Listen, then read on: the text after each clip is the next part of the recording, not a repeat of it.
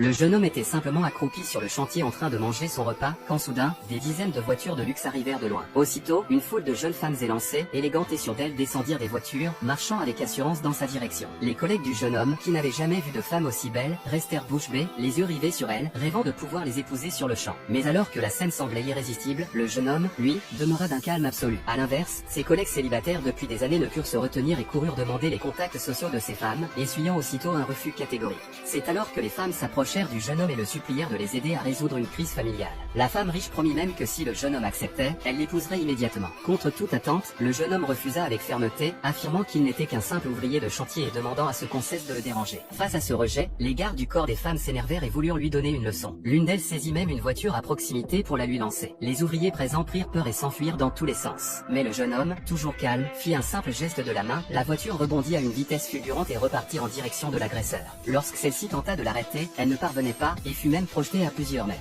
Il se leva ensuite et déclara avec sincérité à la jeune femme, malgré sa beauté et sa silhouette remarquable, il était déjà fiancé, et espérait qu'elle comprenne et ne le force pas.